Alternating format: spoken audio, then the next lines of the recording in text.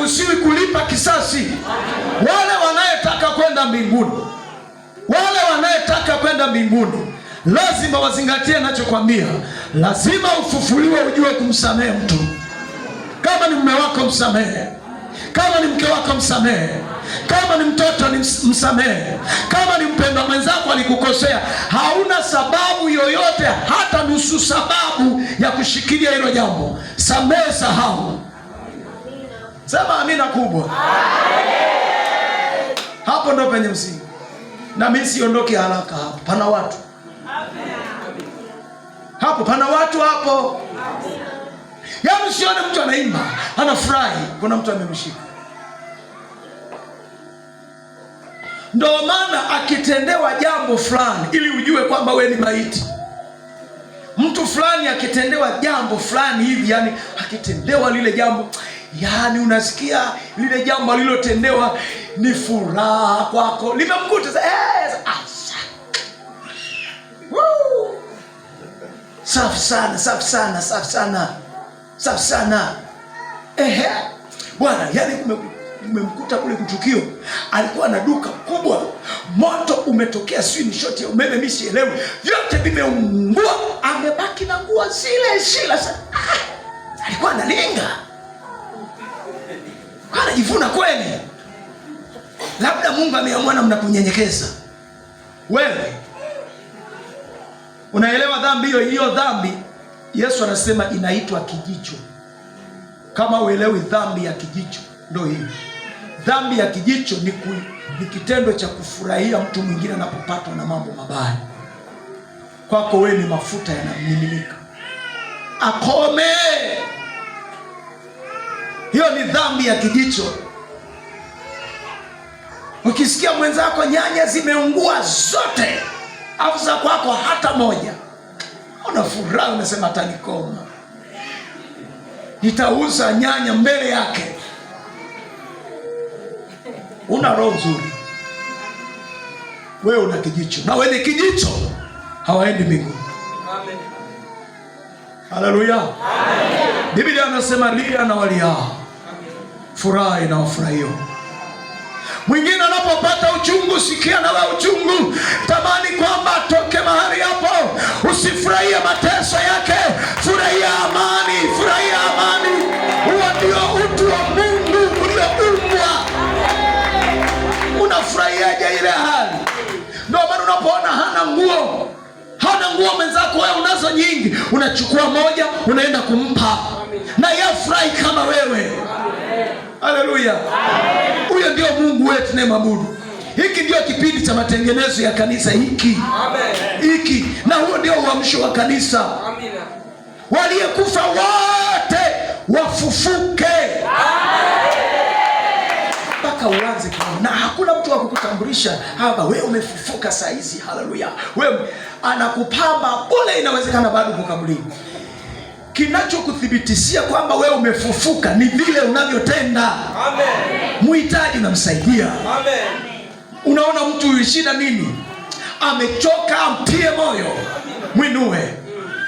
Amepungukiwa nini? Nilikuwa ninatamani kama ningeenda kwenye semina, moyo wangu ungefarijika, lakini sina pesa. Mpe pesa wewe aende. Amen. Huo ni moyo waliofufuka. Haleluya, haleluya. Sikili, Yesu alipogundua kwamba kama kuna mtu aliyezalauliwa kwenye kabila la Wayahudi ni mtu anayeitwa mtoza ushuru. Yaani ni kama takataka, umbwa, sini. Na aliyesabika ndio wenye dhambi wa mwisho. Ndio kabisa Yesu akaenda kwake sasa. Kwa nini alienda kwake? Aliuona moyo wa mtoza ushuru mmoja wapo anaitwa Zakayo. Zakayo unatafuta kumwona Mungu pamoja na mazingira aliyonao. Yaani pamoja na wizi aliyoiba, pamoja na unyang'anyi alionao, moyo unatamani kumwona Yesu. Unatamani. Okay, hasa anamtafuta mtu kama huyo. Anasema leo nakuja nyumbani. Yesu anaendaka kwa wanayemtafuta. Kama unamtafuta nakuja nyumbani kwako. Unataka aje leo? Mwingine anashangaa mwenzake, haelewi.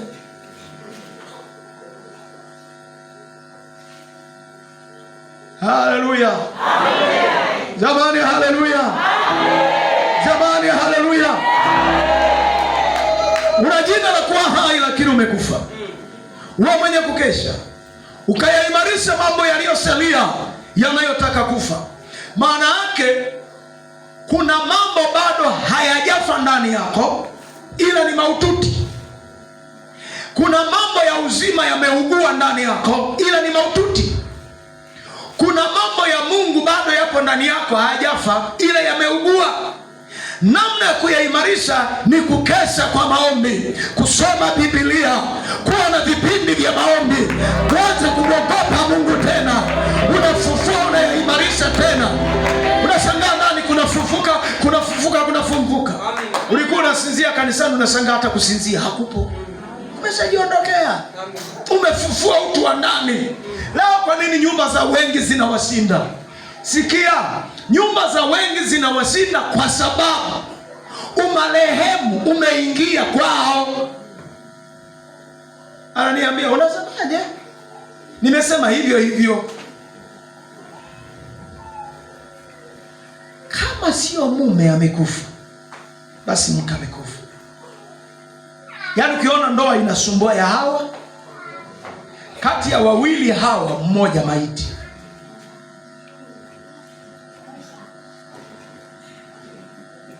Haujanielewa mpaka hapo? Naomba muulize huyo, mwambie hivi, ni maiti wewe ni mimi? Wengine hawasemi. Nimesema muulize uliyekaa naye jirani, mwambie maiti wewe mimi.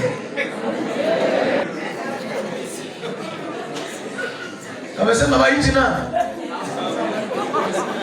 Hawezi akapatikana hapo maiti. Yaani wote, ndio maana Biblia inasema una jina la kuwa hai. Yaani kila mtu anasema hapa mimi ni hai. Tuingie kwenye kliniki. Tuanze kufuatilia maiti zinakaa kae. Si nimeshawaambia maiti ya kwanza haiwezi kusamehe. Hiyo ni maiti. Kama wewe hujui kusamehe, wewe ni maiti kabisa. Lazaro aliyekufa wameweka na jiwe juu. Anahitaji Yesu aje alafu amfufue. Ukifufuka utasikia kumsamehe na kumwachilia. Na kumbuka siku moja nilikaa na watu wawili waliofarakana. Huyu amekasirika, huyu amekasirika. Okay. Wewe na wewe una neno na wewe. Wamekasirika. Nikaambia sawa. Sasa kwa vile wewe umeokoka na wewe umeokoka, jambo ni moja. Hebu mchaguane nyinyi kati ya wewe na huyu, nani aende jehanamu. Hapo ndio tunaanza kikao. Chagua wapatanisha wawili wapendwa. Maana ni wapendwa anayejua Biblia. Nikasema naomba mchaguane kati ya wewe na huyu, nani aende jehanamu ya moto. Hakuna aliyejosha kidole kwa mwenzake. Kila watu wamekasirika. Nikawaambia kumbe nyinyi hata kama mmechukiana bado mnapendana. Kama mngelikuwa mpendani, hapa mngeambia na huyu aende jehanamu na mimi ningekuwa naye huyu. Sikia, kama unashindwa kusamehe, yani kama unashindwa kusamehe na kuachilia, wewe umekufa ndani. Hiyo ni ishara ya kwanza. Una jina la kuwa hai? Ukiona unaingia kwenye maombi, ukiona unaingia kwenye maombi, unaomba, yani ujisikii raha. Yani unaomba hali inakuwa mbaya, inazidi kuwa mbaya. Unaendelea uko ndani, inawezekana kumekufa.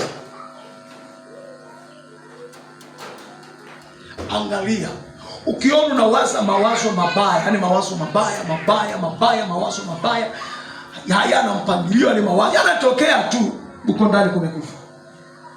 Hakupo hai. Ukiona una tabia ya kukata tamaa, ukiona una tabia ya kukata tamaa, unaitwa na mauti ya kiroho. Ukiona una tabia ya kukata tamaa, unaitwa na mauti ya kiroho. Unavutwa na kule, ile hali ya kukata tamaa inakuvuta, ukichelewa tu umelala. Kata tamaa. Haleluya. Leo kwenye kanisa tuna waimbaji waliokufa. Wapila wanaimba nyingi. Sisemi wewe. Ninasema aliyekufa. Wamekufa ndani, halafu hawaelewi kwamba wamekufa ndani. kasoro unamshukuru Mungu tu amepanga kukufufua leo. Hilo ndio namshukuru Mungu. Sikiliza. Wewe fikiri, hivi kwa mfano mimi ni mtumishi. Mungu alinipa neema kuwepo mwaka jana hapa. Unaoneje kama ningetokea mwaka huu na ujumbe niliotokea nao mwaka jana?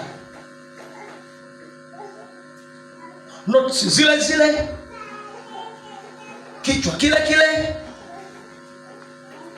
Kwa hiyo ukifungua pale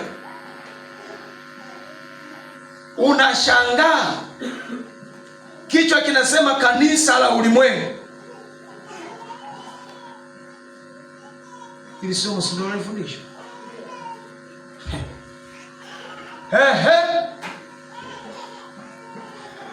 Kuna kanisa la mahali. Unaanza kuandika, si unaanza tu kupitia, ndio unaona pale na nini mpaka pale mwishoni kipindi kimeisha, mpaka tunamaliza semina. Unajisikiaje? Hivyo ndio unavyojisikia wewe. Unanioneje sasa?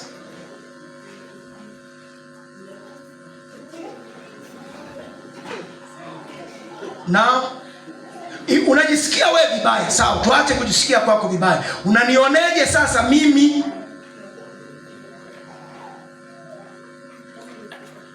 Nimekufa?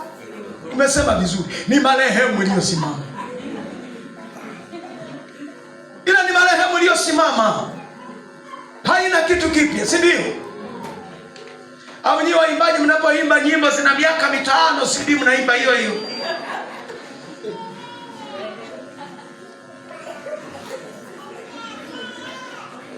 Kiroho chako maana yake hakina matoleo. Hapo nakata rufaa.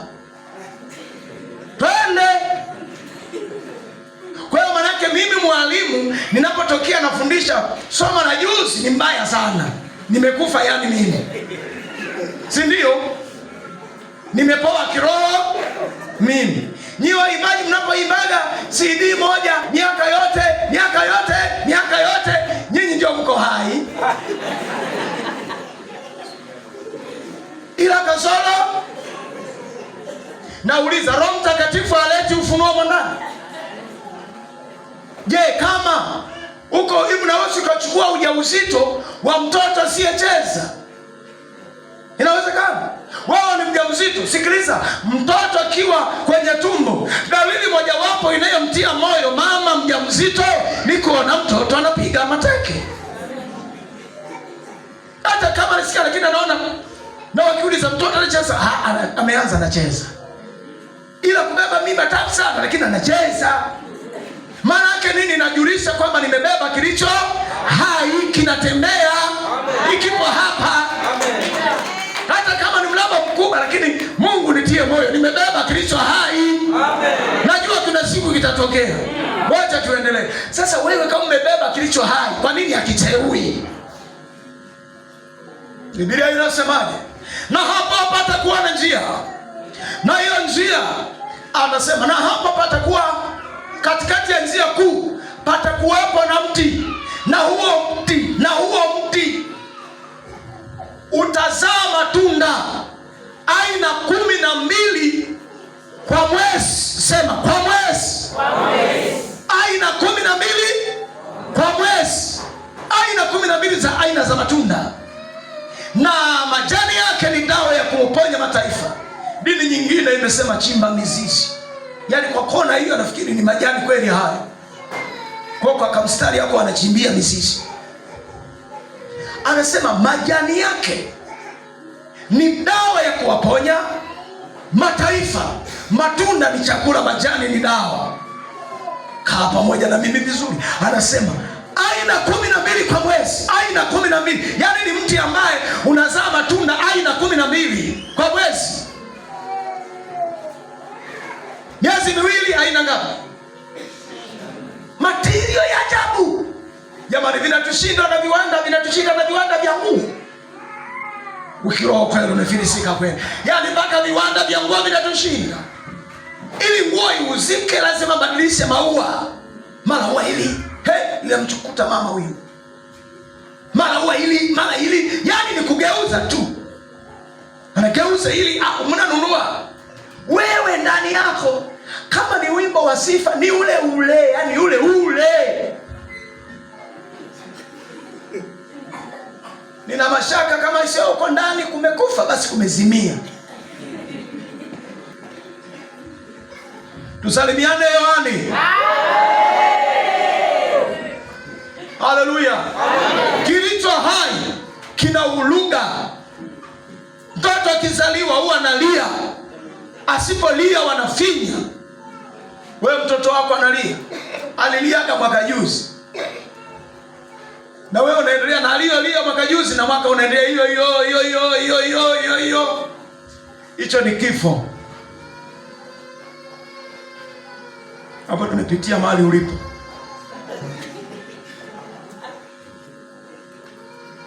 Amen. Amen. Ndio maana ukisimama ibadani, tabia mojawapo unaposimama ibadani, huna kitu kipi ambacho Mungu amekupa kinatuvunja moyo tuliyofika ibadani. Maana tunaona hakuna mvuto wowote, yani hakuna radha. Tukija tunataka kitu kipya chenye maarifa mengine. Tukija tunataka kitu kipya chenye maarifa kingine.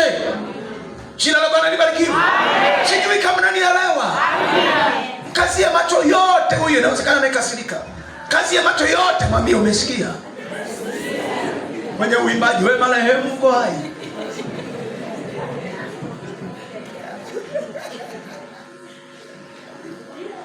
Kipengele cha pili. Kufa kiroho ni kutoka kwenye kawaida ya Mungu. Kufa kiroho ni kutoka kwenye kawaida ya Mungu na kuingia kwenye kawaida ya dunia. Kufa kiroho ni kutoka kwenye kawaida ya Mungu. Mungu ana kawaida yake. Na kwa sababu ana kawaida yake. Haleluya. Kwa sababu ana kawaida yake. Kwa hiyo watu wakitoka kwenye ile kawaida ya Mungu wakaingia kwenye kawaida isiyo ya Mungu, wewe umekufa. Hauonekani.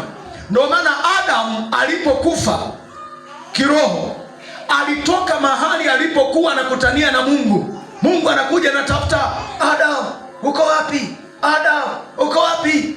Anasema nilisikia sauti yako ikitembea bustanini, nikajichua niko uchi, nikakimbia. Amekufa. Kwa hiyo kufa kiroho ni kutoka kwenye kawaida ya Mungu. Huko ni kufa kiroho. Jina Bwana libarikiwe. Kama Mungu analeta kitu kipya kila itapoitwa leo.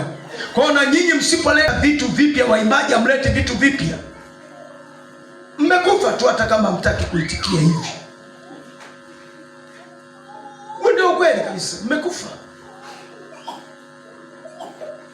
Jamani, inasimama wakisema kwaya fulani. Yaani mpaka mkutano nasema hawa wanawimbo wanaimbaga huu. Angalia. Wanaona kwa naimba ule. Jamani, hata chakula tunaliachia jiko, kwamba jiko linapika linaelewa leo linatokea na viazi, kesho sui wali, kande, linajua lenyewe. Unajua hii nyumba haina jipya, hii ni viazi tu wanaleta huko. Yaani unaanza kutangaza kushiba kwamba mimi nimeshiba. Hata kufunua mapote haujafunua, kwa sababu umeshaelewa hapa hawapiki kingine. Ni hiki. Maana mimi nimeshiba. Kama umebadilisha ukifunua kidogo unasema hebu nile kidogo. Amegundua kitu kingine. Haleluya. Amen. Hebu na wewe kiroho chako kilete kitu kingine kipya. Kwanza kitu kipya kinambidisha mtu. Hivi kweli mimi nikifika hapa kila siku naambia jamani, hebu tukemee pepo la mawazo. tunaingia kukemea pepo. Baadaye jamani, tukemee pepo la mawazo. Tunakemea tena. Baadaye tena tukemee pepo la mawazo. Tunakemea tena pepo. Kesho tukemee pepo tena la mawazo. Yaani kwanza huwa tunaanza kufikiri kwamba hivi wewe umetuona si misukula. Tusijitambua. Nini? Lazima uelewe umesimama mbele ya watu wenye ufahamu, wenye akili zinazojitambua zenyewe.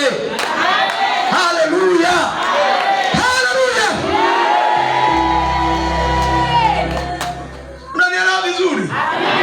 Ni kutoka kwenye kawaida ya Mungu. Ukiona mtu alikuwa ameingia kwenye kawaida ya Mungu, anajisikia amani, anajisikia furaha, anajisikia kushangilia, huyu yuko kwenye kawaida ya Mungu.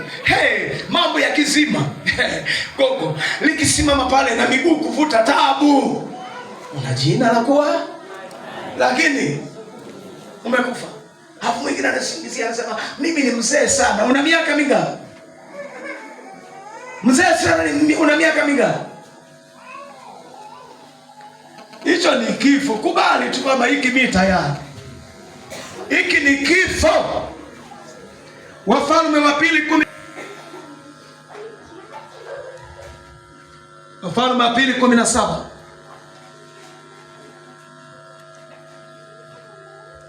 Wafalme wa Pili 17 mstari wa 34.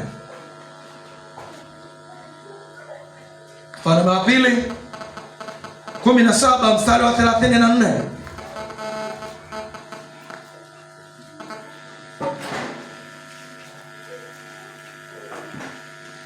Biblia inasema, hata siku hii ya leo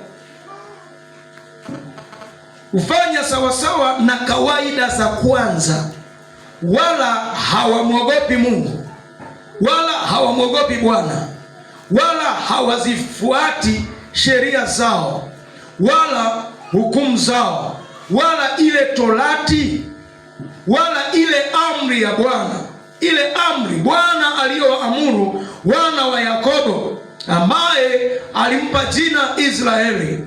Anasema hata siku hizi za leo hufuata kawaida yao, hawaifuati kawaida ya Mungu. Kawaida ya Mungu ina amri, ina maonyo. Anasema leo hawafuati, hawana hukumu, hawana hofu, hawamwogopi Mungu. Ni dalili ya watu waliokufa. Ukiona mtu hana hofu na Mungu, hana hofu na Mungu, hamwogopi kwenye kipato chake. Ndio maana leo kutoa fungu la 10 mpaka wagonge kengele. Fungu la 10, fungu la 10, fungu la 10. Hiyo ni maiti, hizi ni maiti. Kwa sababu fungu la 10 sio mali yako, ni mali ya Bwana. Wewe unakuleje fungu la 10? Fungu la 10 inaendesha taasisi ya Injili. Unanielewa sasa? Yaani fungu la 10 hauruhusiwi hata kulinusa wewe. Hata yani sio kula, kulinusa hivi. Sio mali yako, kwako ni najisi. Hicho ni chakula cha Bwana, anachokula Bwana. Kabisa hilo achaka kabisa, usiguse hata mara moja. Ila kama umekufa utaanza kujadili fungu la 10. Nitoe fungu la 10. Nimepata milioni 10. Fungu la 10 linakuwa shilingi ngapi? Watoto watasomea. Unasomeshea sadaka ya Mungu, someshea za kwako. Amina. Ni watu nawashangaa. Hata nasema nina matatizo. Sikia, wewe una matatizo na Mungu ana matatizo. Au hujawahi elewa kwamba Mungu ana matatizo? Soma Biblia. Mungu naye ana matatizo yake anayotaka kutatulia fungu la 10. Wewe una watoto unasomesha, na yeye ana watoto anasomesha. Ndio maana akina sisi tuko hapa.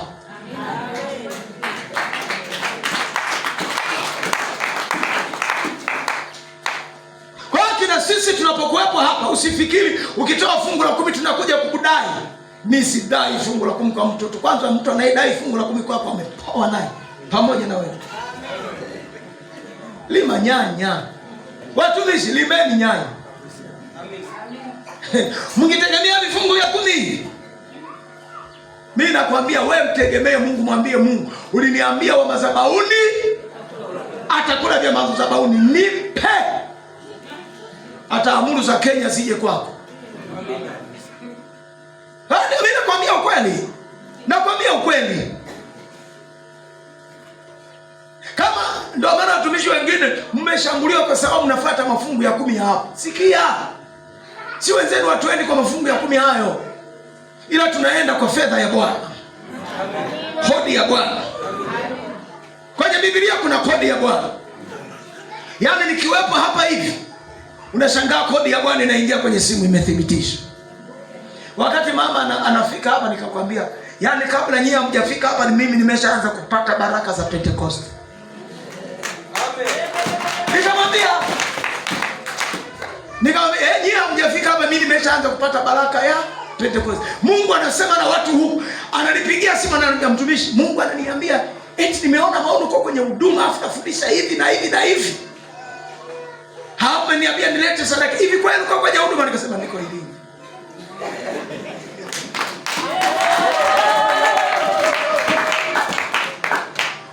Haleluya. Amen. Usifuate fungu la 10 la watu hawa. Litakusumbua tu, lakini mimi ninakwambia wewe ambaye uheshimu fedha ya Bwana, ujiheshimu maisha yako. Kwa sababu wewe una watu na Mungu ana watu. Wewe unadaiwa na Mungu anadaiwa. Umewahi kuona sisi tunavyomdai Mungu? Kwa hoja.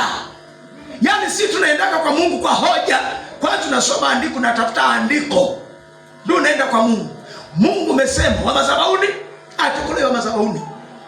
Ni nani ambaye anachunga ng'ombe asiyekunywa maziwa?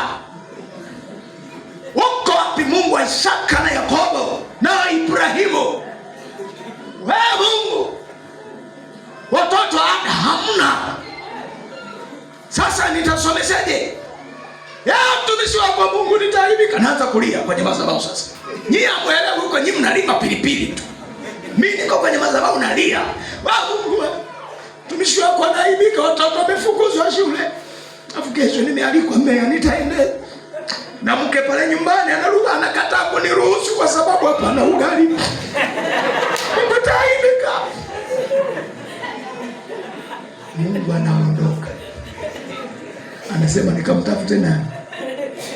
Nikamtafute nani? Amedaiwa na mtu. Hapo mimi nikisimama hapa na kukuta machozi yatasema haleluya. Wapenda Mungu awabariki sana. Ila huko nilichosema na Mungu anajua. Kumbukeni kumheshimu Mungu. Kumbukeni sadaka ya Bwana usijaribu kuigusa. Ukiona imefika, tena usisubiri mtu. Na nyinyi hata vyombo mnavyoweka hapa kwenye madhabahu, wekeni chombo cha shukurani cha fungu la 10 malimbuko hapa, mtu apate muda wote. Watu wanapata hela. Amen. Malimbuko wewe ukasema labda wiki ijayo itakuwa ni siku ya fungu la 10. Anakudanganya nani? Siku ya fungu la 10 ni siku zote. Amen. Yaani unapopata toa fungu la 10. Amen. Itaonyesha wewe uko hai, sio marehemu. Jamani, Bwana Yesu asifiwe. Amen. Nikuulize swali. Hivi kwa mfano wewe ni mtoto, alafu mama yako amepakua ugali, alafu kwa baba yako ameweka lile linyama likubwa, alafu wewe ameweka nyama ndogo. Alafu kwa baba yako ukiangalia ile nyama ndo steak, ukiangalia kwake inawezekana ni mfupa. Unaanza kulilia hivi, mimi nataka hii hapa ya baba hii. Hivi mama akuoneje wewe? Una akili? Unalilia ya mzee? Hivi nyinyi mnaililia pesa ya mzee? Hivi nyinyi mnaililia? Hiyo ni chakula cha Bwana. Hiyo ni fungu la Bwana. Hiyo ni staki ya Mungu. hiyo. Sasa nyinyi mnaelilia afu mnakula na kula, mna adabu? Tusalimiane hewani. Tuambiazane ukweli. Hivi kweli mke ameweka chakula cha mme alafu mtoto ameenda kudokoa chakula cha baba, huyo mtoto alafu nyinyi mnayedokoa pia kwenye chakula cha Mungu mnayedokoa, tuwaoneje? Nyinyi mko sawa? Acheni kwa usalama wenu. Mungu hana utani na mtu, ataharibu maisha yenu. Naendelea sasa. Labda kama hujamwahi ona Mungu anapiga. Siku moja nilikuwa nimekaa kwenye maombi, ninamwomba Mungu, na nilikuwa ninaomba baraka, afu Mungu akaniahidi kwamba nitakupa. Siku ya kwanza, wiki nikashangaa inapita. Siku nyingine nikaalikwa, nimeenda mahali fulani kufanya huduma. Akaja mama mmoja, yule mama alipofika akaniambia, mtumishi, mimi nina jambo la kujiuliza kwako. Nikamwambia uliza. Kaniambia, mimi mazingira yangu yako hivi na hivi na hivi, kiuchumi umeyumba sana, na kila ninapomwomba Mungu ananiambia hivi na hivi na hivi na hivi. Sasa ninapomwangalia anavyosema, nikagundua anapitia kwa sababu amekaidi sauti. Inaonekana Mungu alimwambia atoe kitu mahali. Sasa Mungu hakuniambia hivyo, mimi ninaeleza namna alivyoeleza, atoe kitu mahali. Yeye amekaidi, kwa hiyo Mungu amepiga uchumi. Nikamwambia, mbona haya maono unayoeleza inaonekana ulipewa maelekezo kutoa sadaka mahali, afu wewe hujatoa? Kumbe ila watu hawaogopi na kuogopa. Kumbe huyu alitumwa aje kuleta hiyo hela kwangu. Akapiga ngono yule mama, anasema, mtumishi, niombe. Ni kweli nilituma nije nilete kwako. Nikaishiwa nguvu. Nikasema tuishie hapo, nisije nikaonekana mimi nadai kitu. Tuishie hapo. Haleluya, haleluya. Mungu huwa anapiga sana. Mheshimu Mungu. Biblia inasema mheshimu Mungu kwa mali yako na kwa malimbuko yako, ili apate kujaza. Manake hakuna ujazo wa nafaka kwako usipomheshimu Mungu. Na mahali pazuri pa kuiheshimu kazi ya Mungu ni ile unapoithamini na kuisapoti kazi ya Mungu. Hizo sadaka zinaisapoti kazi ya Mungu. Na hilo sasa, wewe fikiri umeitoa. Niwekee tu mfano, labda niwekee mfano. Wewe fikiri katika kipato chako ukaitoa sadaka kwa ajili ya semina hii, umeitolea hapa. Nawekea tu mfano, umetolea hapa. Hapo hawa ndugu walioandaa semina wameandaa kwa ajili ya hiyo sadaka.